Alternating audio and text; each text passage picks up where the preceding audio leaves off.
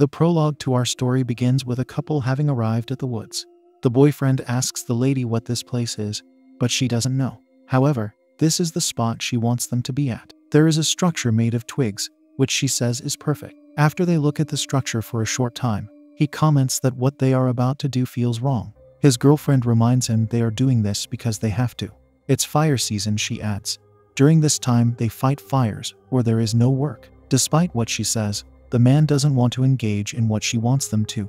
He'd rather return to the car, so she stops him to say they need this. She also says it's merely acres. Her words convince him to join her. Thus, the couple pile twigs and leaves near a tree. Then they spill gasoline on the pile. As they start a small fire, several people rush to them from behind to knock out the man. Their small fire goes nowhere, for one of the people quickly puts it out. Scared, the lady says they didn't do anything. The people don't agree with her and slam her with a stick. For a brief moment, we see a speaker in a tree. When the lady regains consciousness, she wakes her boyfriend up. A stranger music is playing in the background, and he asks where it's coming from. Another sound takes place that piques his curiosity too. She doesn't know what it is, but she knows they need to get out of there. Suddenly, a large primate runs up to them from behind, ending the scene on that startling note. Soon we see that primate standing in the woods. The next scene introduces us to Carla and Dean. The latter says he used to teach history. Now he writes historical fiction. Currently, he is working on his second book. There is an elderly woman named Jerry, who the couple is talking. She tells them they are getting a new start at the place they are at. Dean says he is getting serious about his writing, and that is why they are there. Jerry tells them she cannot imagine a better view than where they are. Carla reveals they are looking to set down some roots. With 5 acres of land, they will have plenty of room for that, Jerry replies. She adds that this land is special. It is said to be the home of a certain creature that is considered to be a giant. Her words impress the couple, and she says some people simply call the creature the spirit. However, they are just stories meant to keep children from wandering into the forest. When Jerry leaves, Carla tells Dean she wants this area. On another day, the couple arrives at the house that they seem to have bought. Carla is crying for an unknown reason. Dean takes a baby carriage, dealing with a sour mood. After he slams the carriage on the ground, he tries to throw it away in the trash can, but a man interrupts him with his unexpected presence. He greets Dean as his neighbor and shares that he lives with his family in the barn house down the road. The man is Arlo, telling Dean he loves him. Of course, such words confuse Dean, considering they're coming from a stranger. Dean apologizes to Arlo for his behavior with the carriage. Yet the neighbor says everyone should be like Dean. He likes that the man showcases his emotions instead of hiding them. Dean tells him he is a writer, which is also Arlo's occupation. The forest will do very well for Dean, he adds. Later, we see the couple in the forest together. Carla cries and takes off a small item from her necklace, emptying a substance from it onto a flower. Again, our attention is brought to the primate as it walks inside the woods.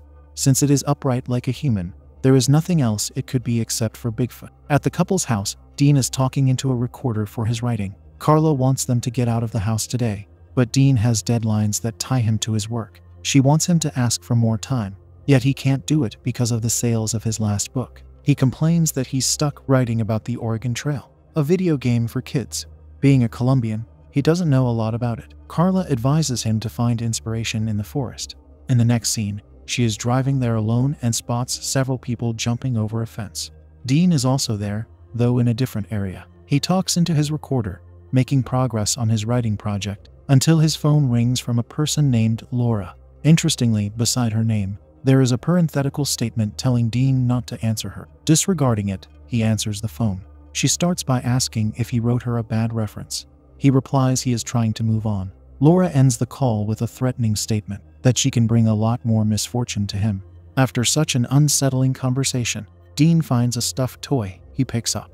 As he looks at it, he gets a nosebleed. Following this, we see a young lady hitchhiking in the forest. Carla drives by and stops for her. She asks the lady if anyone told her that hitchhiking isn't safe anymore. The woman responds that this particular area is still safe. She introduces herself as Celeste before Carla lets her sit inside. Learning that the driver recently moved into the area, Celeste says she was called there. According to her, there are no accidents in life. She says the universe is a single organism, and they are merely flowing through its veins. Carla says she is not very spiritual, but Celeste tells her if she spends enough time in the forest, she will be. She is curious to know why the couple moved into this place. When Carla says they wanted to get away from the city, Celeste replies that her answer feels superficial. She wants to know what is beyond it. Thus, Carla modifies her response to include that they planned on starting a family. The place Celeste is going to will have the most non-judgmental people anyone has ever met.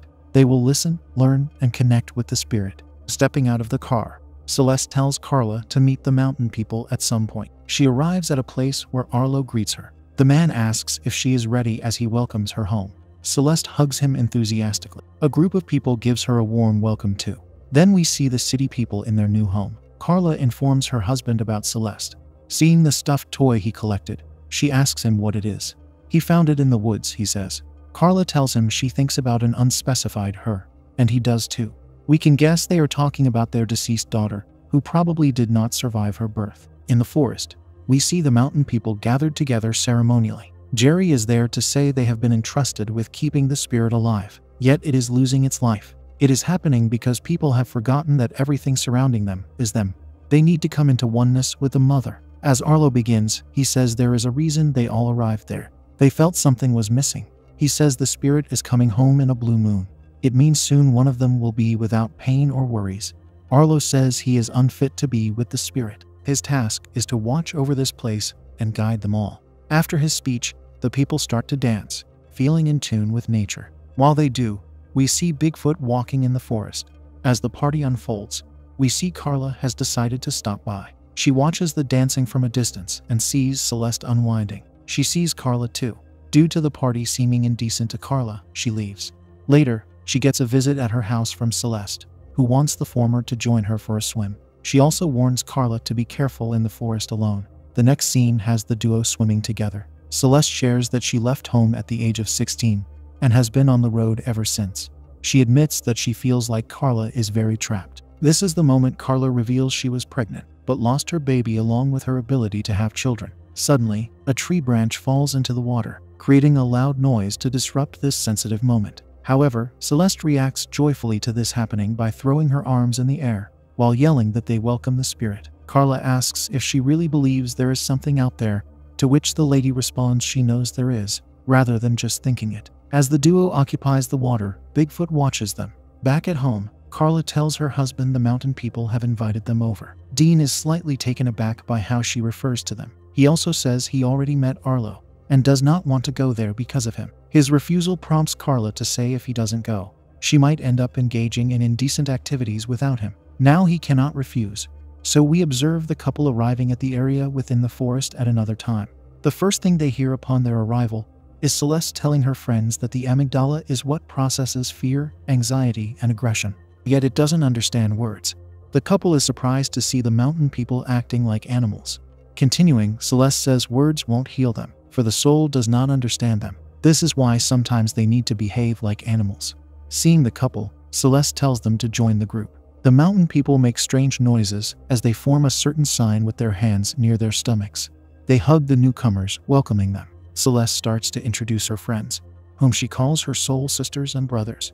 Some of them walk towards the couple, saying they love them. One of the ladies, Clear, says it's important they get to know each other. Once Dean presents a package of cookies to her, her mood turns 180 degrees. She says such food fogs the senses. She walks away and throws the cookies down in anger. Moving onward, Celeste takes the newcomers elsewhere for them to see Arlo meditating. Seeing them, the man stands up with a smile. He tells Dean it's good to see him again, and he loves him. He delivers the same words to Carla, prior to saying the spirit has recognized them. Subsequently, he informs the couple that when his teacher started this farm, there were very few of them there, but he wanted to start his own family. Therefore, he started the Mountain People podcast. In the next scene, the entire group is sitting without chairs as they feast. Dean sees an elder man among them and asks Arlo who he is. He learns the man's name is William, who has already taken a certain trip. Jerry pours moonshine to her people. She tells Carla she should come tomorrow to see more. Celeste says she will be with the spirit soon, and Jerry tells her she is too young. Suddenly, she tells Carla that she also had a stillborn. Everyone there is suffering from something, she adds. After she mentions the conditions of the three ladies with them, Jerry says she is unable to mend a piece of her heart. Then the woman named River leaves, saying she's going to get more moonshine. It doesn't take long for us to see that she lied, because she enters a place where she takes out her cell phone to start taking photos with it. She engages in this act stealthily. Following this, River texts a man named Gil, informing him that the mountain people take people's lives. Also, she says her friend Clear is getting suspicious. Gil responds that he is coming to get her. For some reason, she warns him to not come through the woods. The last thing River texts him is that she is scared. Once she leaves, we see a figure quickly follow her. At the other end, Dean and Arlo are playing chess. Arlo tells the newcomer he is at a crossroads in his life, another statement that confuses the latter. He claims to have seen Dean from the start. He thinks the man feels like his time is passing, and his views of the world might be obsolete. Arlo says he understands this condition, due to having been there himself. Retaliating to Arlo's reading of him, Dean says he also sees Arlo. He thinks Arlo is a confused Latino with a messiah complex. Since he couldn't get respect out in the world, he retreated into the wilderness to get respect there. Smiling, Arlo refers to himself as being special, but Dean is currently ignorant of this fact. Dean replies he doesn't see anything special about him, as he places his knight chessman on the square that puts Arlo's king at a threat. How does the leader of the mountain people respond to this opposition? He simply tells Dean that if he needs to purge, he can spend time in the forest. Later, we observe the mountain people engaged in one of their vocal practices. Celeste seems to get a brief image of Bigfoot holding Carla in a caring way. It prompts Celeste to interrupt the practice, saying she thinks the spirit was trying to tell her something. Slightly angry, Arlo asks why she interrupted them. She answers that she sees Carla in her dreams. The man gives her a calm response, saying everything will be the way it should be. Soon Clear enters the area while crying. She whispers something to the leaders, Arlo and Jerry. Her message makes Arlo say someone has broken his heart. Despite this, he forgives the person. As the group starts vocalizing, River stands up and walks away. Afterward, we see her running in the forest.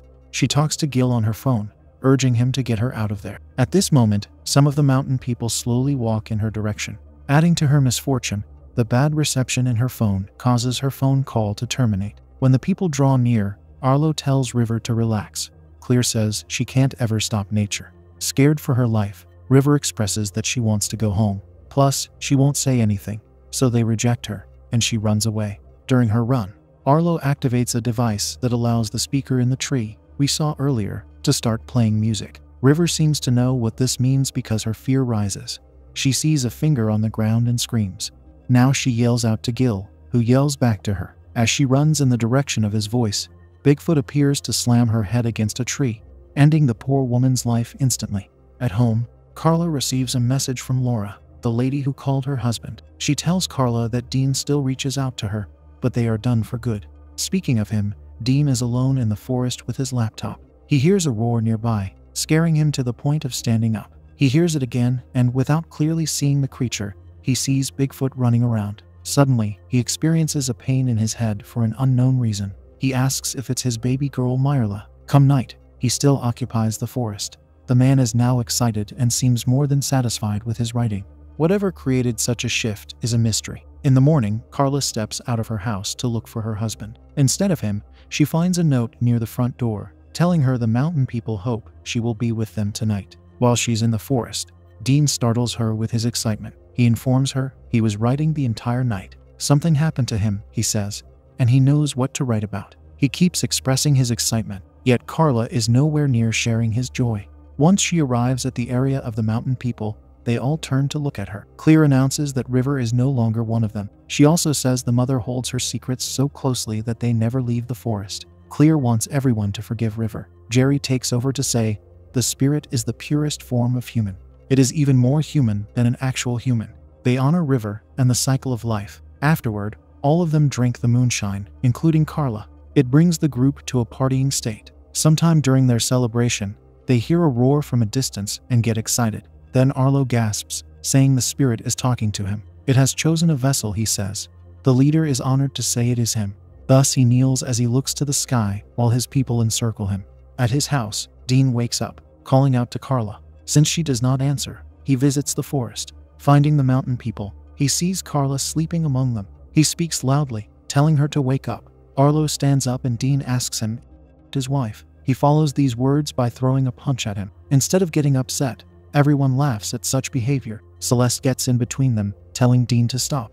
At this moment, the people start acting wildly, making Dean uneasy. Arlo encourages him to let go of his fear. Dean tries to attack him. but the leader gets him on the ground with a swift move. Arlo keeps telling the newcomer to let go. However, he is determined to keep attacking. Arlo's words just cannot reach him. Soon he tells the couple to leave and Dean yells they are crazier than he thought. Again, the people laugh at him, except for Celeste. Later, we hear Celeste's voice as she meditates, saying she does not understand why Arlo has been chosen. He has changed their native teaching, and he hinders their senses. She asks if they have been misguided, and if they are in danger. In a short time, she snaps out of her meditation. She rushes out of her room to run to Arlo, who is also meditating. She jumps on him, crying. She asks what if the spirit is upset with them, to which he replies the spirit loves her. What confuses her is that he told her she was next. Yet previously he said he was chosen, even though he is the leader who is supposed to be unfit to be with the spirit. Not responding to her confusion, Arlo says in 3 years, all her pain will vanish and thousands of acres of forest will be hers forever. The mother gives them very much, he adds. But sometimes she asks for something in return. He needs people to look over the farm while he is away. Elsewhere, Dean asks Carla if what she engaged in was payback against him. She doesn't answer. He tells her he finished his book during her fun time with the mountain people. He changed the story a lot. Changing the topic, he says he wants them to move back home, for he doesn't know if they are safe here. Opposing him, Carla isn't ready to leave. She feels like she was called to be here. Dean gets angry about being a man with no legacy. As he is driving at another time, he listens to the Mountain People podcast. Arlo speaks on it, saying their previous leader now roams free, unaware of who she was. When they need her, they summon her. Finishing his talk, Arlo says this will be his last podcast. Meanwhile, Dean is at another place, where he notices a missing person poster of River. He takes a photo of it with his phone. Subsequently, he conducts an internet search on Arlo and finds an article stating he might be linked to a cult. Reading it, Dean learns several people went missing that were associated with Arlo and his people. That night, Arlo visits Carla near her home. He says he came to apologize for what happened, but she does not want to talk at the moment. She also does not like their philosophy that they are all waiting for their time to become Sasquatch. Carla wants him to leave her alone. However, he says she has been chosen. This is the part of his job he claims to hate the most.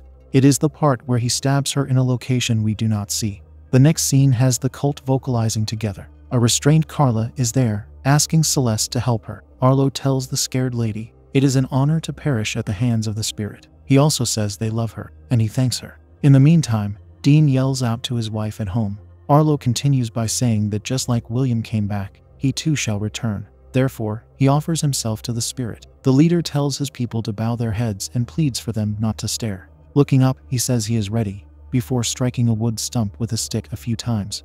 It causes the lights to go out. With that, Bigfoot enters to slowly put its hands on William's head. He crushes it like a peach. The cult seems to not have expected such an action, based on the visible on their faces. Outside, Dean encounters one of the members who has Dean's laptop and slams it down. Then he presents Dean's manuscript to him, saying it's gibberish. This truth cannot leave the forest, he says. Attempting to go past the man, Dean's path is blocked. He gets thrown on the ground, which proves to be a mistake, for the man gets stabbed in his eye. At the other end, chaos ensues. Celeste removes the knife from Carla to stab Jerry with. Soon Dean joins the chaos to save his wife. As they are walking outside, Arlo throws something at Dean to bring him down. He says they can't leave, and stabs the man on the ground. He doesn't want anyone to know about it. Afterward, he delivers a poetic speech to the couple. He says sometimes one is a flower, whereas sometimes one is a vine. They don't get to choose. But there is a beauty in being a vine, to serve a bigger purpose than oneself. There is an order they cannot disrupt. He tells Carla it is time for her to give herself to the spirit. While he aims his weapon at her, Bigfoot appears to strike him down. It does not hesitate to take the leader's life. Towards Carla, however, the huge beast is gentle. Dean approaches Bigfoot and stabs it with a knife, making the monster push him away. Due to the knife wound, Bigfoot falls in pain. Yet it slowly crawls towards Carla to lie beside her, before seemingly losing consciousness. Dean whispers to his wife that she is coming, perhaps meaning their daughter. Carla responds to all this chaos by removing her clothes and running into the field, screaming. An unknown amount of time later, we see Celeste lying on the ground with several people. She is making the same sounds they did when she was part of the cult. She is likely the new leader now, trying to lead the people in a better way than Arlo did. We also see Bigfoot walking within the forest. The beast has survived. The final moment shows it standing near a lake with its child.